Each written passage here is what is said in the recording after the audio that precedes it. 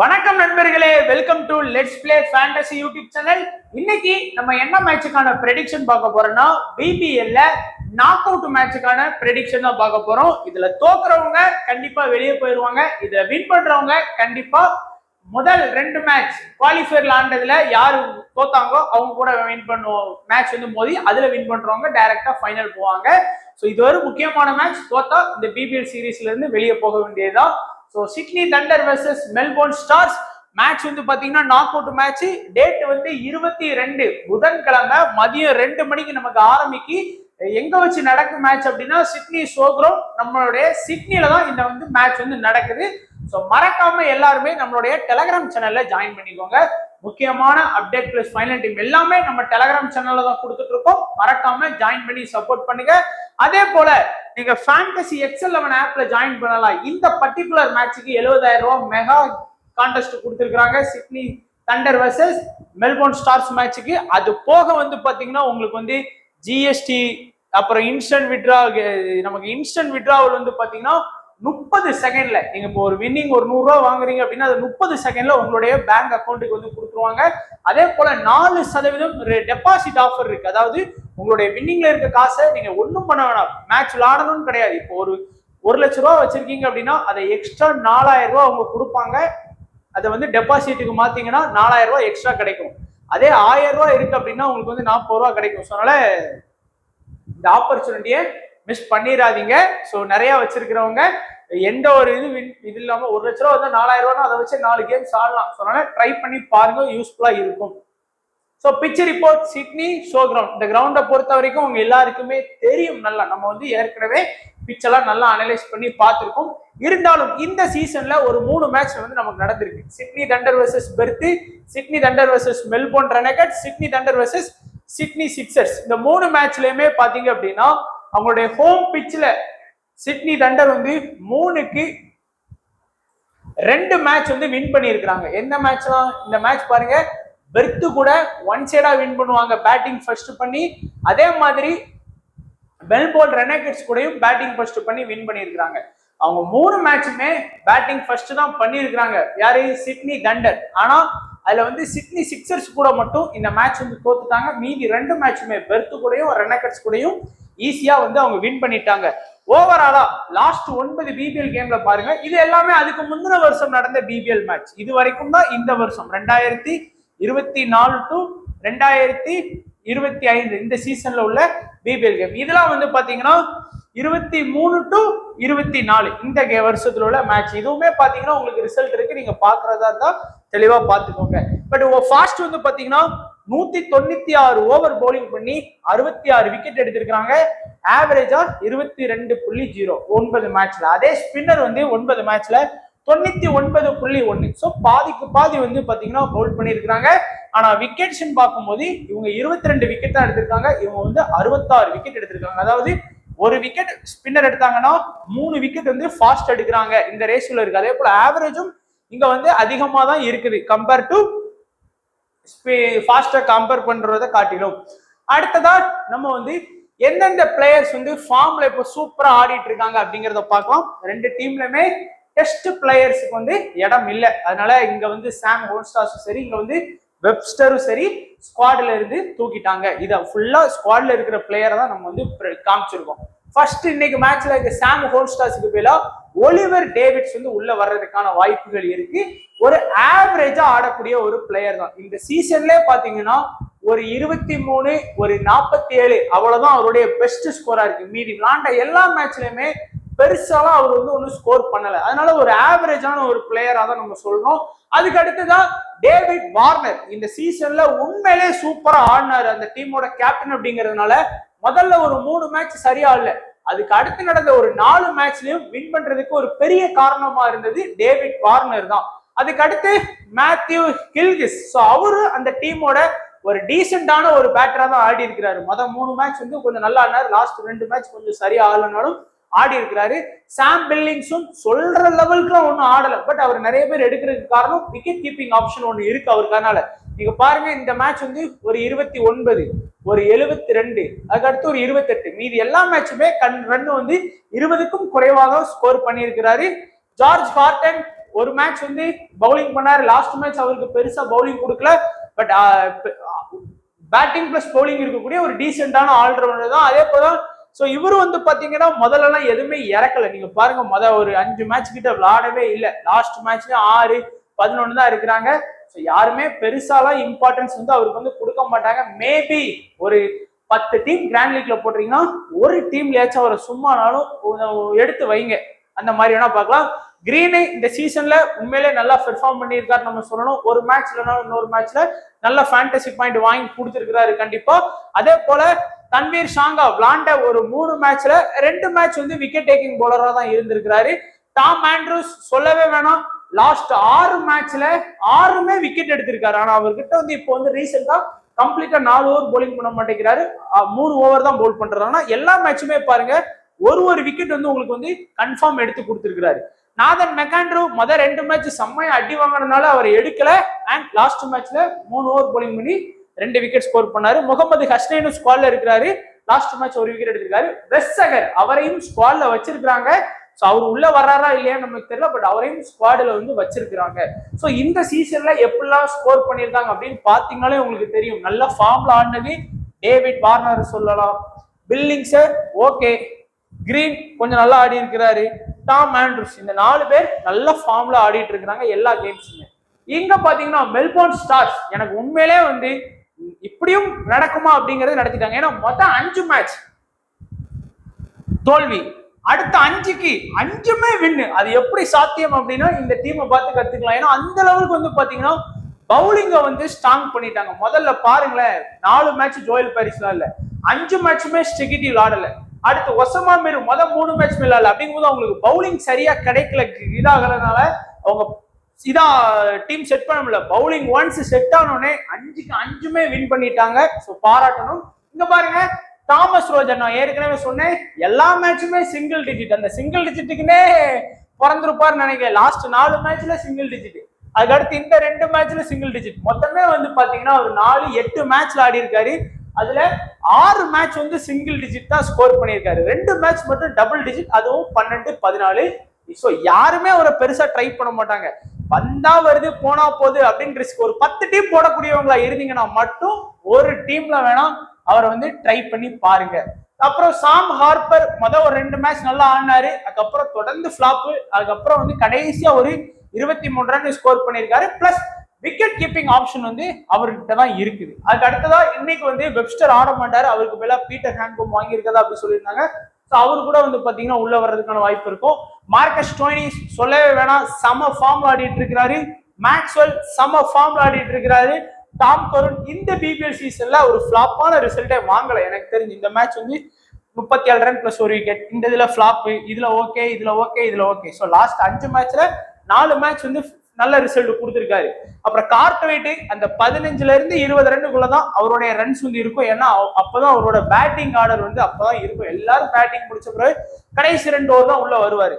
Joel Paris வந்த 6 மேட்ச்ல 5 match வந்து விக்கெட் டேக்கிங் போலரா இருந்திருக்காரு. ஸ்டெகிட்டியை பாத்தீங்கன்னா வந்த 5 மேட்ச்ல 5மே விக்கெட் டேக்கிங் போலர். அதுவும் பாருங்க 2-1, 3-5-4 என்னமோ ரன் அடிச்ச மாதிரி, தாமஸ் ரோஜர் அடிச்ச ரன் ஏதோ அடிச்ச மாதிரி வந்து விக்கெட் எடுத்து வச்சிருக்காரு இவர். அந்த மாதிரி வந்து நல்ல ஃபார்ம்ல இருக்காரு.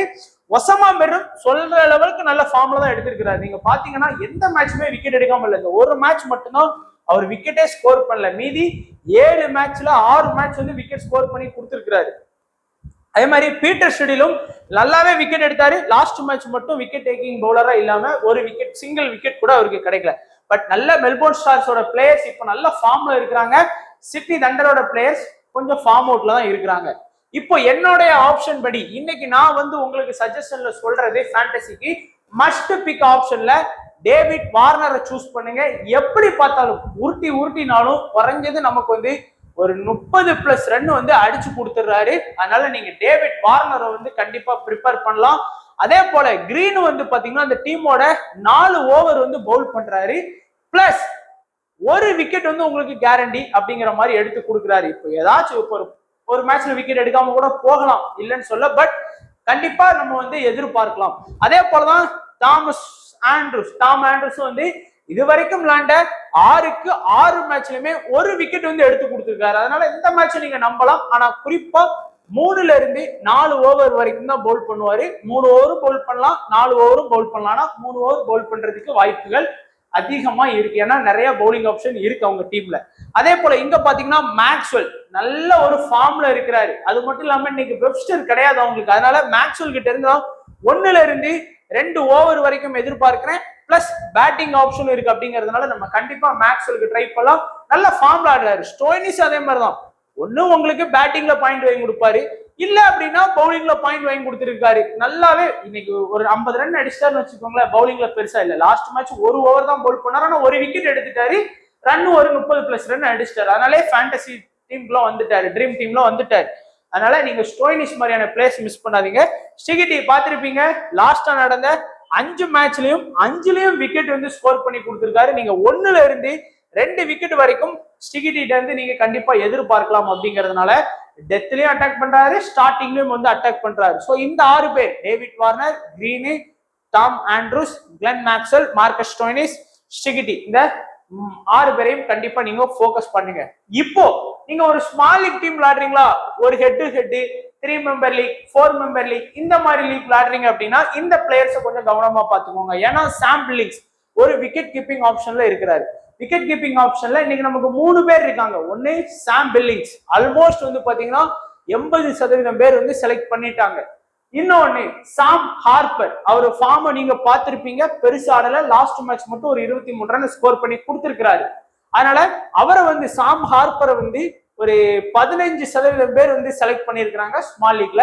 மேத்யூ ஹில்கிஸ் அவரை வந்து வெறும் 5% தான் செலக்ட் பண்ணியிருக்காங்க. அதனால நீங்க ஸ்மால் லீக் விளையாடுறீங்க அப்படின்னா கண்டிப்பா சாம் பில்லிங்ஸ் வந்து சேஃபா விக்கெட் கீப்பிங் ஆப்ஷன்ல எடுக்கிறதுல பிரச்சனையே கிடையாது. ஏன்னா சாம் ஹார்பர் வாங்கி கொடுக்கக்கூடிய பாயிண்ட்ஸை சாம் பில்லிங்ஸால வாங்கி கொடுக்க முடியும். அதே போல நாதன் மெக்காண்ட்ரூ வந்து நல்ல ஒரு பவுலிங் ஆப்ஷன்ல இருக்காரு. கம்ப்ளீட்டா 3ல இருந்து 4 ஓவர் வரைக்கும் பவுல் பண்ணுவாரு.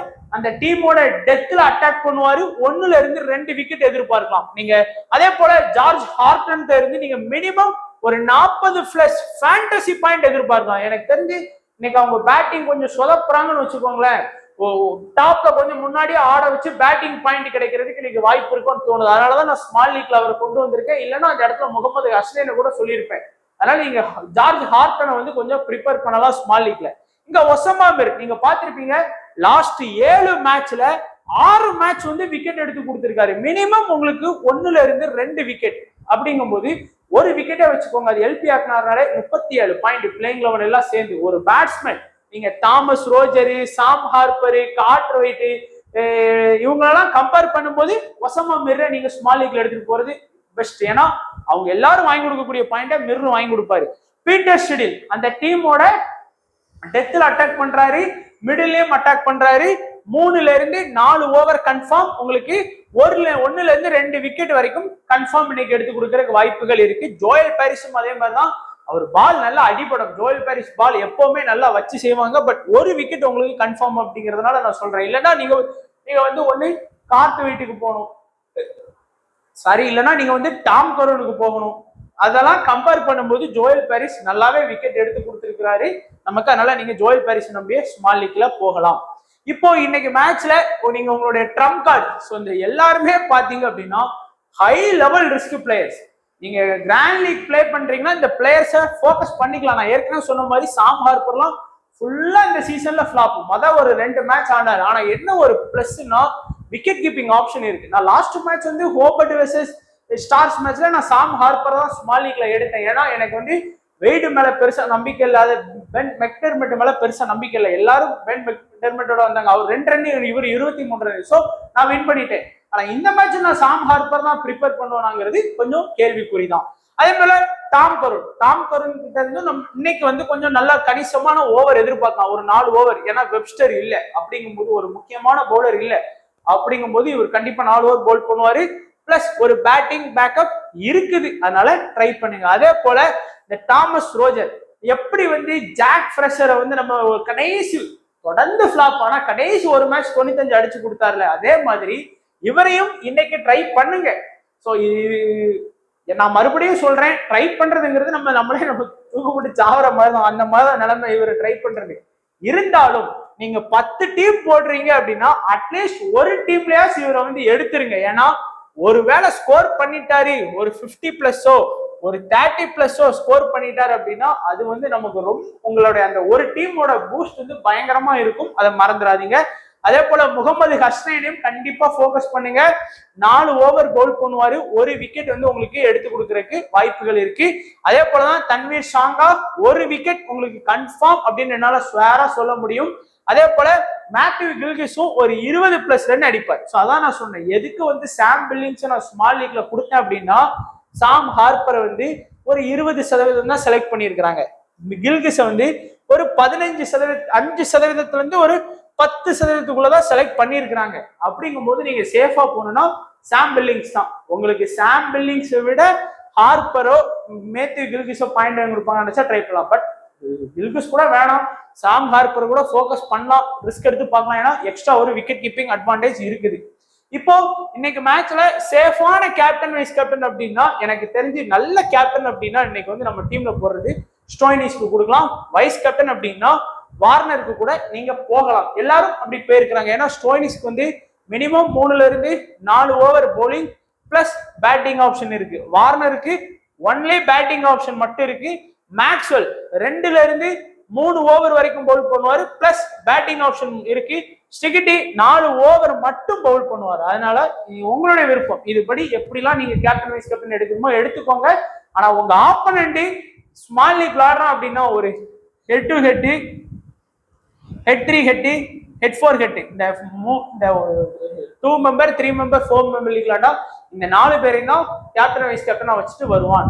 ஸோ கடைசியா நம்மளுடைய ஸ்மால் லீக் டெமோ டீம் பார்த்துடலாம். ஸோ நம்மளுடைய ஸ்மால் லீக் டெமோ டீம் பார்த்தீங்க அப்படின்னா Sam Billings, David Warner, Maxwell, Stoinis, Green, Peter Siddle, Steketee, Tom Andrews, அடுத்து வந்து Usama Mir, Joel Paris, McAndrew. So எல்லாமே என்ன ஃபுல்லா பவுலிங் ஆப்ஷனா கவர் பண்ணியிருக்கிற, பேட்டிங்கே கவர் பண்ணல அப்படின்னு கேட்டீங்கன்னா உங்களுக்கு வேணும்னா நீங்க கவர் பண்ணிக்கலாம். ஏன்னா நான் எல்லாமே பாயிண்ட்ஸ் அடிப்படையில தான் நான் வந்து டீம்ஸ் வந்து போட்டிருக்கேன். ஸோ அதுபடி உங்களுக்கு விருப்பம்னா ட்ரை பண்ணலாம். கேப்டன் வைஸ் கேப்டன் ஆல்ரெடி நம்ம பார்த்தது தான். ஸோ அதுபடி கூட நீங்க ட்ரை பண்ணிக்கோங்க. ஸோ வீடியோ கண்டிப்பா பிடிச்சிருக்குன்னு நினைக்கிறேன். வீடியோ பிடிச்சிருந்தா லைக் பண்ணுங்க, பிடிக்கலனாலும் லைக் பண்ணுங்க. ஸோ மேக்ஸிமம் எவ்வளவு பேர் லைக் பண்ண முடியுமோ லைக் பண்ணுங்க நண்பா, சப்போர்ட் பண்ணுங்க வீடியோக்கு. ஸோ வீடியோ பார்த்த எல்லா நண்பர்களுக்கும் நன்றி, வணக்கம், தேங்க்ஸ் ஃபார் வாட்சிங் நண்பா.